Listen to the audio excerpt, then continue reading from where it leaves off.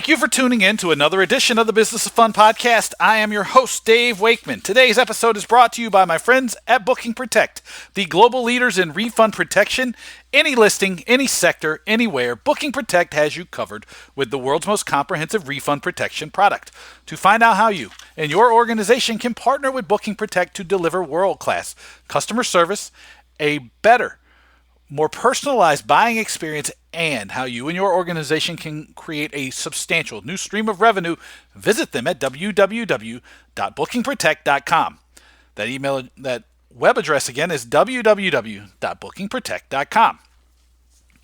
Speaking of Booking Protect, will you be coming to see me and Booking Protect CEO Simon Mabb at the Ticketing Professionals Conference in Sydney, Australia on the 14th and 15th of November? I'm going to be delivering a keynote address, this opening keynote, by the way, on the courage of change. I'm going to talk about change and innovation and taking risks and growing.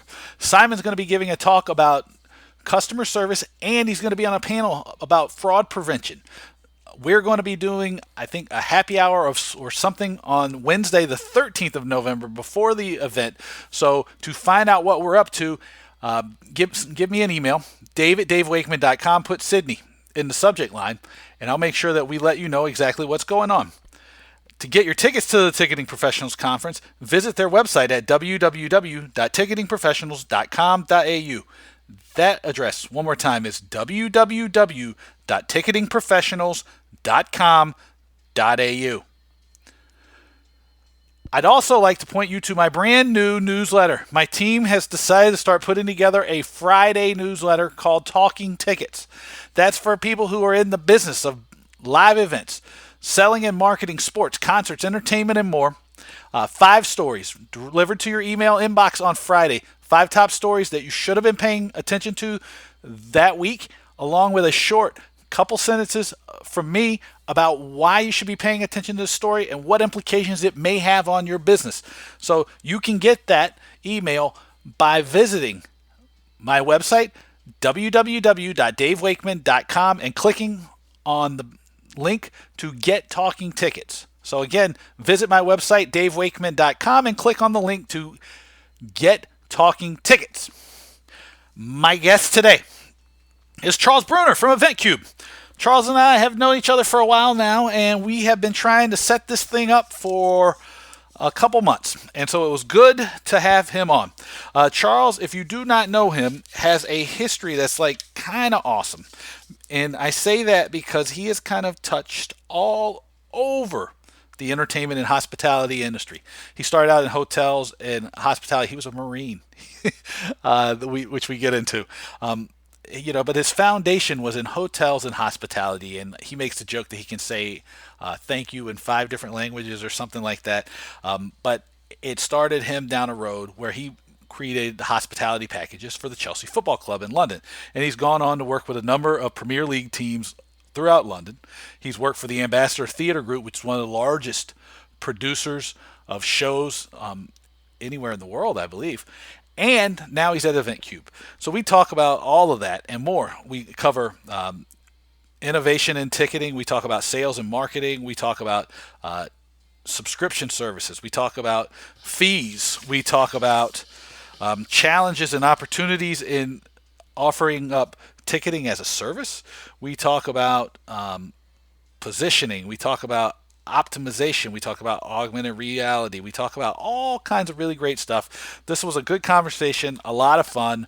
I think you're going to dig it. So without anything else from me, here's my conversation with Charles Bruner on the Business of Fun podcast. I want to welcome Charles Bruner to the Business of Fun podcast. What's up, man? Hey, Dave. Thanks for inviting me to be on here. I really appreciate it. Yeah, no, this one's been a long time in the making, so hopefully it lives up to our expectations. I think it will. I'm sure it will. I'm certain it will. Right? It's I told you this when we were preparing to record it. I'm just sitting here waiting and killing time until the Spurs match comes on this afternoon. So I might as well do a podcast. Right, exactly. Yeah. So you're actually going to be there. You won't be at the match, but you'll be there to watch it live in the city. I'll have to watch it from DC. But I'll Yes. live through you. You told me about the weather. Yeah, so it's currently raining in London, so living up to everybody's expectations, and beautiful weather for again a football tonight. But considering I work for the other side of football in North London, I have to. I'll be disappointed if you win tonight. So. Well, now you see, you start out this thing with like throwing shots at me already. But the thing is like which since you've been like all over London, right, working for the football clubs, which That's one right. do you pick? It's a tough one. When you're talking to clients, everybody wants you to be a supporter of Chelsea or Arsenal or West Ham. So I picked a team from outside of Manchester, England, called Macclesfield Town that play in the fourth division of English football, which nobody has heard of. So if anybody from Mac Town and the mighty Silkmen is listening, hey, there you go. Well, I'll make sure they get the episode now. I mean, that's sort of how I picked the Spurs, right? It's like you have to pick a team if you're hanging out in England for any length of time, and usually it's like whoever you're. At least in my case, it was like my friends were pushing me towards Spurs, so that's how I ended up with them. Well, sometimes you've got bad friends that lead you down the wrong path. These things happen in life. But I think it's very funny that two Americans are discussing some of the intricacies of English football and the Premier League. It's one of the. It's a fun. I enjoy it more than I enjoy almost any other sporting event in the world. So I love it. There's absolutely something magical about football that I started out in baseball, and there's nothing like going to a baseball game. Started with the Cincinnati Reds, the first team in the history of baseball, and going to that is something special. But walking into some of the historic stadiums all up and down the UK is just something else entirely. Yeah, I mean, if anybody gets a chance to go, and I know a lot of people already live there, they already get a chance, you should go. It's incredible. I took my family to see one of your teams, Chelsea, play the Spurs last year at Thanksgiving, and it was the most incredible sporting event I've ever been to. It's great. Where did you go? Did you go to? I went to Wembley. Wembley. Oh yeah, of course. Yeah. So Wembley. So I have to come back this year for Thanksgiving, so I can go to the new Tottenham Hotspur Stadium. You see. I mean, I can say this, hand on heart. That is a beautiful thing that they've created over there. Something very special. Yeah, it's going to be awesome. But I don't know that people are going to want to hear us talk about football. That'd be for a different podcast. Let's talk some tickets. Let's talk tickets. Yeah, let's talk tickets. Because we probably could talk football all day too. But we could. You just started a brand new role. And maybe this is the first time. Maybe not everybody's going to know you. Can you give everybody a little introduction about who you are and what you're up to? Sure. Obviously, I'm Charles. I'm the sales director now for a company called EventCube. But I started out working in professional sports from the tender age of 15 and a half, which is the legal age that you're allowed to be employed in the state of Ohio, working for the Cincinnati Reds on the ground crew. So big ups to all my ground crew alumni out there. But then also doing everything I could because I realized at a very early age I was never going to be a professional sports player. So I went the other way and said, what else can I do that's going to make sure I'm there all the time? So started picking up things in the ticket office, started working for the Bengals and also the University of Cincinnati. I took a little time out. I joined the Marines for a couple of years. Then moved to London to finish off a degree in international hospitality management, which means that I can be nice to you in lots of different countries. But when I got over here, I happened to be working for a company that was taking over the hotels that are at Stamford Bridge, the home of Chelsea. When they found out that I had sports ticketing experience and experience in international travel and hospitality, they said, "Can you come and help us run our hospitality packages?"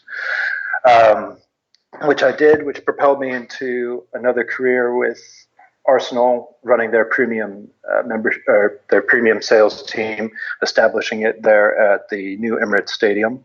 And from there, I was actually headhunted to go work with West Ham United to move them from Upton Park, the Bowl-in ground, into their new home, the Olympic Stadium, which was a great job and got to work with a great group of people there. Took a little detour to work in the exciting world of theater ticketing, working for the Ambassador Theater Group, which is one of the world's largest theater ticket sellers, owners, and operators. It's an amazing operation, headquartered here in London, but with properties all up and down the UK, Broadway, all across the US, and Germany. So an amazing group of people. But I've done a lot in ticketing, and I really wanted to push myself and go for something new. So I was tired of being on the side where I was using the ticketing platforms. I wanted to go out and be part of the technology systems, wanted to be part of actually helping places sell tickets. So I joined up with a startup called EventCube, and we provide ticketing technology services. So we're kind of a mix between Eventbrite and Ticketmaster, except nice, and with people that you can call on the telephone.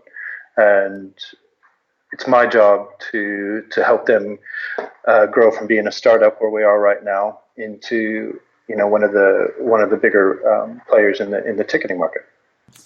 Yeah, and the way you described it to me is very, very interesting, because it takes the kind of it makes ticketing. I think you described it as ticketing as a service. Is that right? That's right. So ticketing as a service. It's I don't want actually the customers, the end people buying the tickets, to know my name. I don't want them to know that it's powered by EventCube. We do that for some of our stuff, but I'm trying to get away from it. What I'm trying to do is get it so that I'm the partner in the background that helps support you and that you have great ticketing experience. I'd rather that people give you the credit for having an amazing ticketing system and not me. I want it to be the people that are running the event to have that direct relationship.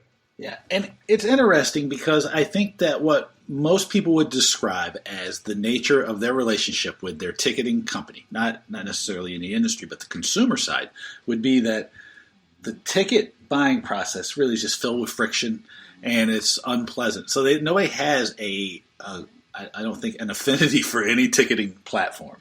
So the idea of making sure that the experience is great, it's seamless, and that nobody really knows that it's even happened and that you're a part of it is completely unusual.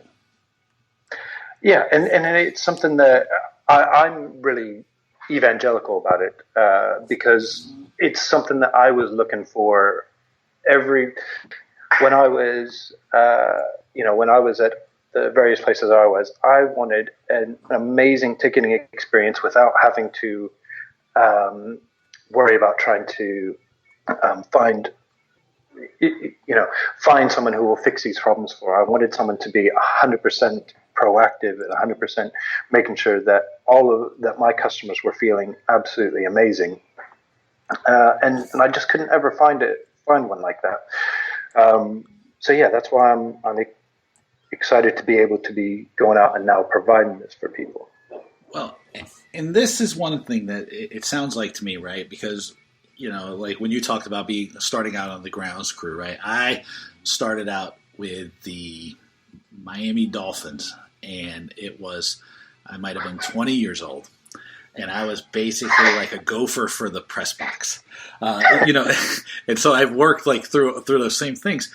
It provides a unique experience, right, for you now that you've come over to the other side. And this is not to say that other organizations and other people aren't attacking it from the same side. But what you've described to me, though, is really interesting because being part of a startup enables you to be proactive, as you stated before, but it also gives you a chance to like really innovate constantly. And I know that's something that everybody talks about, but how exactly can you describe what it means from your point of view and how it plays out for you?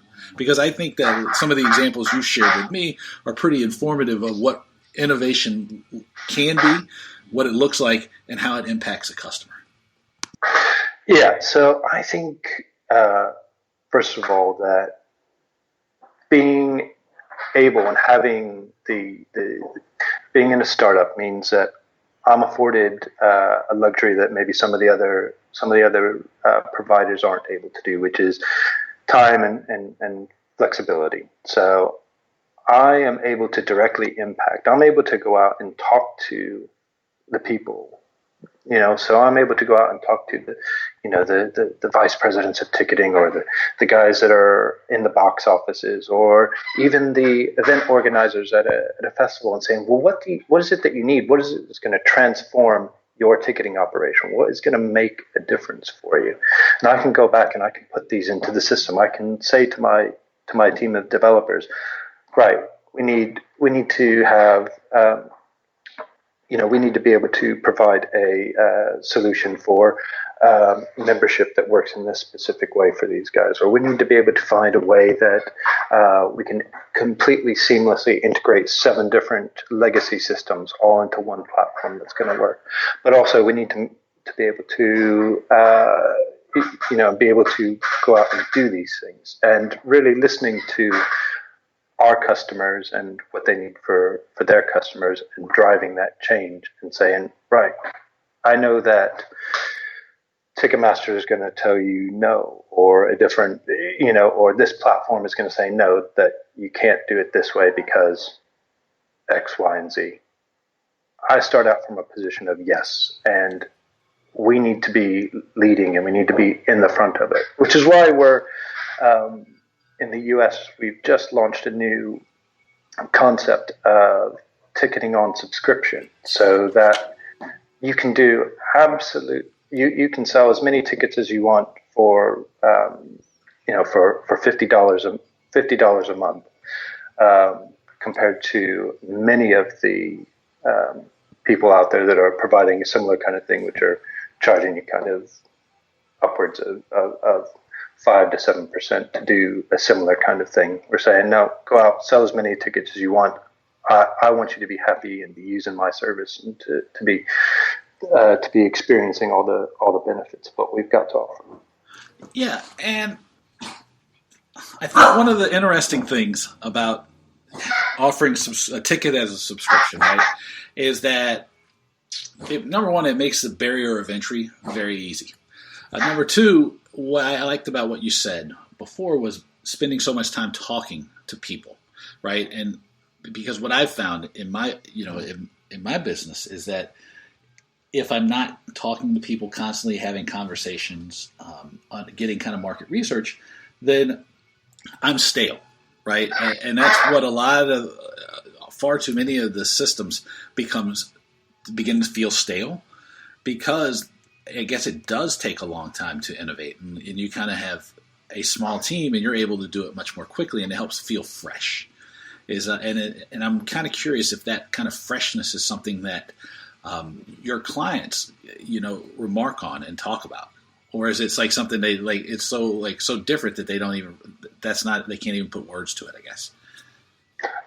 I think it's a great question. I agree with you. It was long-winded. No. You ask great questions. I know everyone says it, but you ask some very good questions. I'll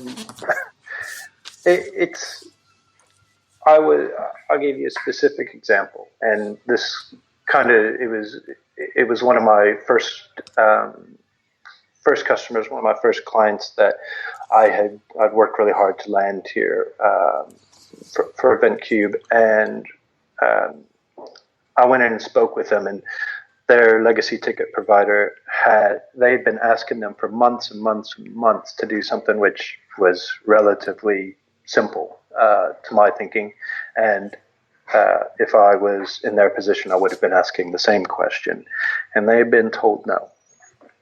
they asked me, is there any way that you'd be able to maybe kind of help us do this thing, the kind of way that when you ask a question and you know that someone's just going to say no to you. Right. They asked it kind of that way. And I said, yes, of course I'll do that for you. And more. And the look on their face, the response, they were like, we've never had anyone say yes to us, that they're going to be able to do this for us. That's amazing. And that right there, just kind of sums it all up for me, is that being listened to, being told that, yes, you can do what you want. No, you're not crazy for asking to have your ticketing system work the way that you want it to work. That's perfectly reasonable. That was great to be able to do that and to be able to deliver that. But then, like you say, being able to go and talk to people like yourselves, like Tony Knopp, many of the guys on the Intix scene, being able to say, guys, what's new, what's happening, and then being able to take those back to my customers and deliver that is just a great feeling. You know, you mentioned Intix and you mentioned Tony. Tony's a friend of mine. And then the Intix thing, one of the greatest gifts that I have received is that I got nominated for the Intix Technology Committee. So, and it's exactly like you said. I get to go talk to everybody, and it's and so I find out all these things and like all these challenges that people are dealing with, and it's awesome because then I can solve them, right? And which is typically or hopefully going to be help me continue to be able to do what I get to do. And I don't know if you feel the way that I do, but like being able to solve a problem for someone I get a buzz off of that. I love being able to do that for someone. Like when they say, I just really don't know how we're gonna crack this. Being able to say, do you know what? Give me a minute. I can figure this out for you. I love that. Oh my God, that's like the greatest part of the whole gig is like understanding that you can clear up something for somebody, right? Somebody feels, and I use this like non-specifically, lost, right, on a situation, or like they're struggling to wrap their head around something. To help them gain clarity and like pick a direction and move forward on, it's like one of the like the coolest things that you get to do, right? I mean, it really is like it's as good as any whiskey when you do it. Yeah, Exactly. Now, but I am curious though. Single malt or blended? I think that's important. Well, I am I'm from I'm living over here in the States. I am more of a bourbon man myself. So, but I appreciate them all. To be completely fair. One thing I am curious about is you said it's $50 a month for like a subscription. That's right. I'm sure that people are going to ask the question, like, how is that scalable, right? How is that going to be better? I mean, I understand it's cheaper, but how is it better, right? Because I mean, I think that might be a sense of the question that people are going to ask. Because I mean, $50 is like that's basically the office's coffee budget for the month.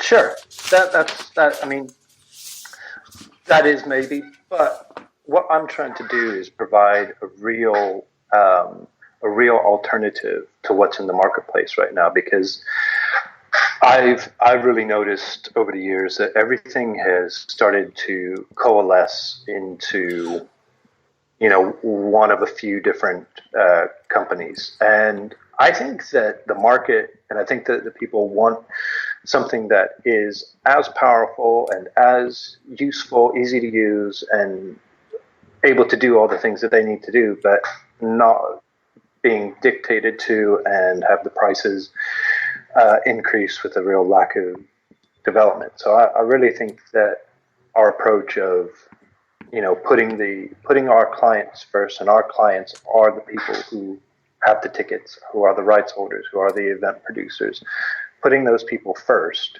and people will come to us. And if I have 10,000 people paying me $50 a month, that's going to be okay for us. Yeah, no, I mean subscription models they're great. So I'm just asking the question because people, I'm sure they're going to be like, well, that doesn't seem like very much, and I think that you're getting a streamlined product from what I understand, from what I know, and you're getting. But you're getting a. I've got two options out there right now. I've got a kind of basic starter model, which is for people who are just doing their first kind of ever event and don't really need a lot of stuff. There's a model for that, but I think what most people want is the full package. It's got all everything you would ever need to put on a medium size, a kind of medium to large event. Yeah. Oh, no, I wasn't going to say, I wasn't saying streamlined in a negative way. I was saying it in a great way. It's like, to me, it's going to be the difference between, and I don't know if this is still right, but historically it was like the Windows operating system was built on the last one and the Mac was rebuilt from scratch every year. And basically, if you're, when you're talking about something like EventCube, then you're talking about something like a Mac, right? And it's not bogged down by all the legacy investments and all of the legacy systems that it has to work through, right? Which creates complication, which costs money to work through, and all these things. And I think it's like it does provide an opportunity for people to find a system that can fit their needs, because at the same time, the market I think that you're trying to serve, there are options out there for them, but most of them don't work very well, at least or not most of them. I don't want to say that, but a lot of them, they don't meet the needs of people because they haven't been designed from the point of view of somebody who's actually been the end user. I think is a better way for me to say it.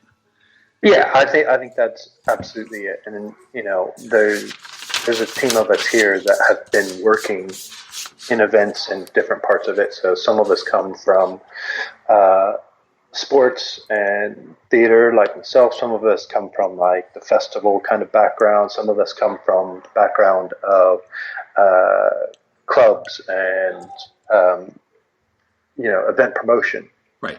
So we've all kind of have been there and done that and got together as a group of people and said, we can do better. We can deliver better than what's out there right now. Right. Now, this leads me to a question that's like really one of my favorites, and anybody who listens to me knows that at some point I'm going to always work it back around to these three things, which is pricing, marketing, and sales.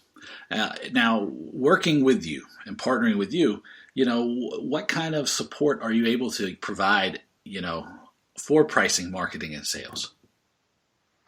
So, like I said, we've got all of us here have got are kind of experts in our field. So in terms of pricing and strategy, we're able to bring that to our clients who want that kind of expertise and say, hey, how do we do this? I've got a client that we're working with right now who needs help getting some premium memberships, and we're helping them understand what the sensitivities are around that, and also how to best leverage their sales process to maximize tickets and membership sales. So we've got that kind of in-house expertise. It's super useful for people. But then it's also how we work on the technical side as well.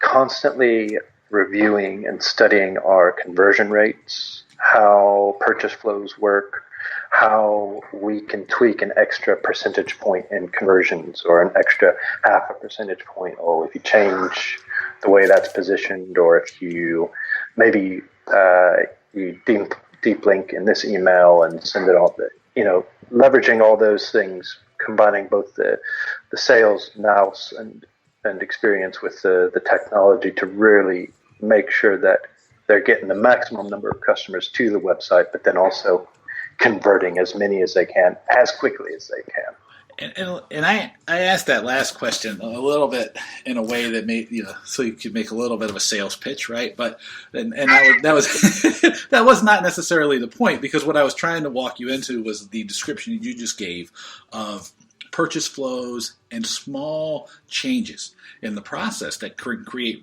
big results. So when you make the signpost bigger next time. Come on, Dave. What's that? Make the signpost bigger next time. Come on. Yeah, exactly. Well, and what I kind of want to ask you about is like when you talk about working people through these workflows, right? Most people, and I learned this last year at Intix, right? Is most people, we talk about something like that, like we're going to improve, the workflow, the way that people buy their stream of activities, right? We're going to cut down the number of clicks. We're going to do all kinds of things, right? Or we're going to change things, tweak it by 0.5%. They don't understand what it means. I gave people a really clear question that I used when I started at nightclubs back in the mid 90s that we used, and it made us probably $250,000 in new profit, like right away, which was when somebody came to the bar and asked for a gin and tonic, you asked them the question that was what kind of gin you would prefer. Nobody ever says, oh, whatever. Everybody always has a preference for their gin. That question was worth $250,000 because, every time if somebody said I want Tanqueray and tonic, that was an increase of $1 or $2. Those dollars added up to $250,000 in new profit. Can you show us or explain to us like some of the tweaks and how you make those changes that lead to these big results? Because I think sometimes it's difficult for people to understand how these small little changes have huge impacts, and that's kind of why I illustrated it with my gin story. I think that's such an important point, and it's not something that, like you say, I think a lot of people are now coming around to understanding this, but it's something that, especially I know in the sports world, is taken a while to get there.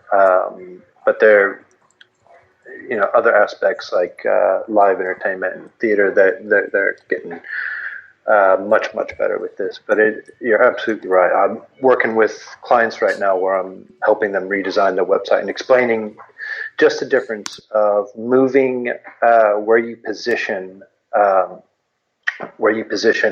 one of the options that you can purchase, moving it from beneath the fold to above the fold is going to make a huge difference. Optimizing for mobile. Now, we all say we that we know this and that we're on top of this. I have some clients who are still using web pages that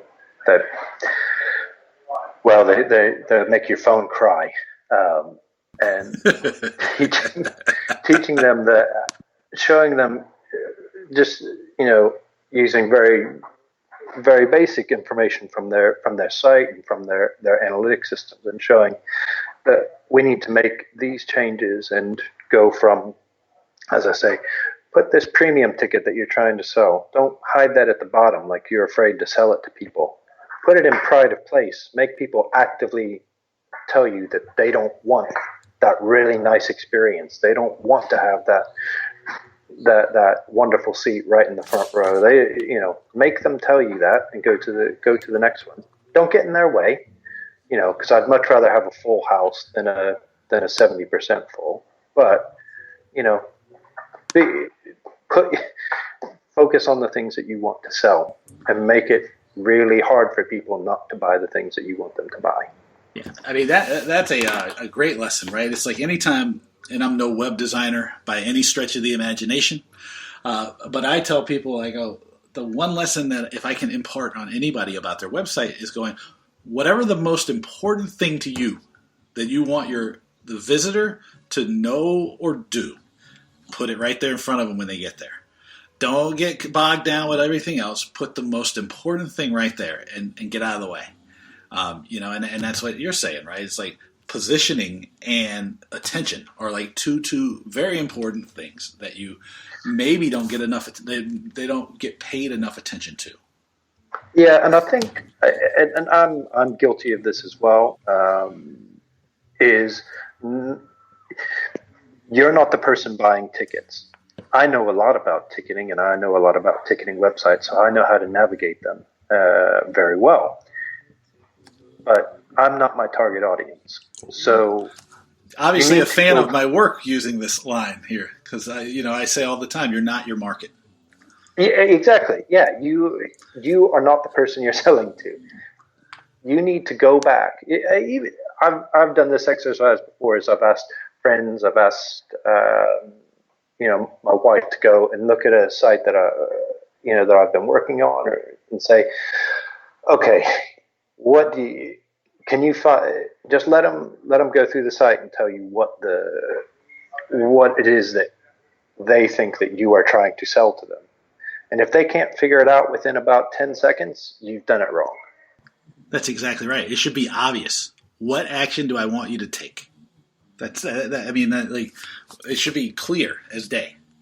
And that's like I think it's a big problem as far as like conversion rates, right? Because we have become wed to conversion rates that are low, right? Not because we can't do better. It's just because if everybody else is not doing any better, then why should I improve? But it's like really, really simple stuff like you just talked about, which is like positioning, optimizing the web page for mobile, understanding exactly what you want somebody to do. I mean, these are like small things that can make lots and lots of money. Yeah, and I think one of the things that has always helped me out on a couple of different projects is actually taking that step back and actually sit down and either on a whiteboard in your office or in your notepad, wherever you do these kind of things, just write down in a sentence, what do you want people to do? Doesn't have to be big or clever. Just write down what you want them to do, and then make sure that you're doing that. I mean, that could come right out of my work, the whiteboard workshops that I do with people, right? It's like, well, what do you want to become, right? What do you want people to do? And it has to be really, really obvious. And if you don't make it obvious, then you can't expect that people are going to do it. Because again, you're not your market, as you said, and reemphasize my point once more. But it's really, I emphasize it regularly because it's very tough to disconnect from the idea of like you said, I know my way around a ticket website pretty well. And to be honest, sometimes they're confusing to me, but yeah. I can usually find what I'm looking for. But the thing is like, if they're a little bit confusing to me or you, what hope does the average person have? Yeah, I not an hour before we sat down to have a conversation, I was on the phone with someone, and I had to admit to him and say, I'm looking at this site that you've designed on a system different than the one that I've got, than ours. I said, I can't even figure out how to buy a ticket. I don't even see where I have to click. And he's like, oh, well, no, you scroll down, and then you see that little purple square on the left. Yeah, you click on that. Okay, and then that'll take you to the next step. And I was like, this is never going to work. Yeah, don't bury the lead, as they say in journalism. That's exactly right. That sounds like a couple conversations I've had recently where I'm like, well, if you want people to buy tickets, maybe you put the ticket button so they can see it right away. I mean, just a suggestion. Suggestions. Just a suggestion. So let me ask you this: what's a big trend that you're paying attention to right now? I think one of the this is a new segment of the podcast, by the way. You're the first person that's going to get asked about a trend that I should be paying attention to. Excellent, good, and I'm probably someone's going to tell me, no, you're way behind the times on this one. The one that I think is really big, and that we're trying to get behind and find a really solid way of delivering this reliably is the NFC and wireless payments once you're in a large venue or site. Now, there's a couple of different solutions that are out there right now for this, but that's kind of transforming everything how we can do it and the level of data that we can gather about people, and the more that we can learn about our people that are actually inside the venues or turned up, and being able to understand that more so that we can deliver more targeted and more specific information to our to the people who are using it in the end, because that is being able to deliver the ultimate right message at the right time. That's kind of nirvana, isn't it? That's what we're trying to look for. Well, that's exactly right. And I think, like, just because if not, my inbox will get filled up with these things, which maybe I should not ask this question. That way people do ask me the question. But you're talking about things like geofencing and, like targeting specific things based on IPs and all kinds of things of that nature, correct? Absolutely, yeah. If I can deliver a perfect message to 5 people rather than an imperfect message to 500, I would much rather have the 5. Well, this is the secret of being a successful in anything is the specificity of your message, right? It's in general, if you're a marketer, right? There's most of the really bad marketers are trying to talk to millions of people at once, right? And the key is to try to figure out exactly who you're trying to reach and tailoring a message for that group of people.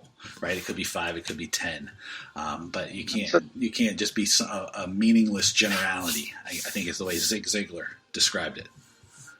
Yeah, absolutely. And these tools, they absolutely allow that, because it's funny that you said that, because I have been learning a whole lot about that lately, and the ability and the capability for things like geofencing and the NFC and wireless capabilities is incredible. It's really powerful, and people should be paying attention to it, no doubt. Well, with the deployment of the 5G networks across the globe, it's going to make these kind of things. I met a guy the other day who does augmented reality specifically for wayfinding and people going to festivals, where you can put a beacon over the top of your head that only your friends can see when they look through their phones.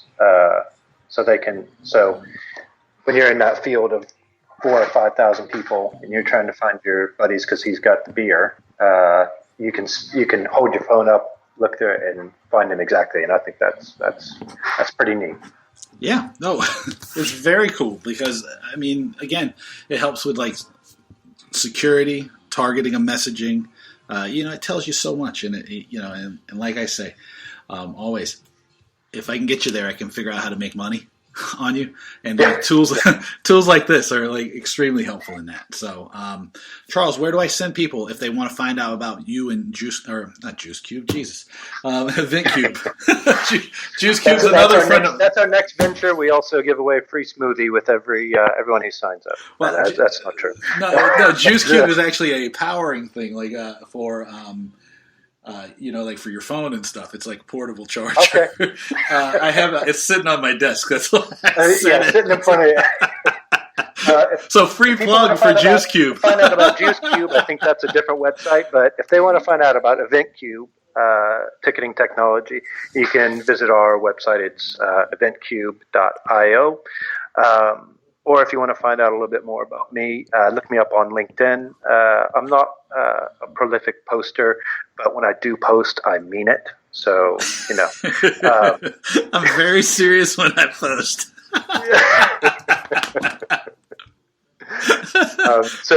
But send me a connection request. I'm always happy to add to my network and to be able to help people, even if it's not related to getting people signed up to EventCube. I'm always happy to offer a perspective.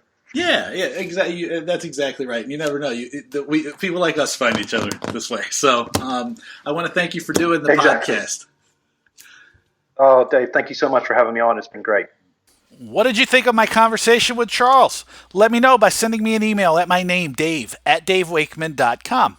If you want to find out what I'm up to, you can visit my website. It's www.davewakeman.com, where you can find all kinds of stuff like my blog, articles, and I've appeared in or been quoted on, media appearances, all of that stuff. If you are inclined, you can follow me on the social medias. I'm at David Wakeman on Twitter. You can also find me on LinkedIn, where you can just search my name, Dave Wakeman, and I should come up at the very top of the list.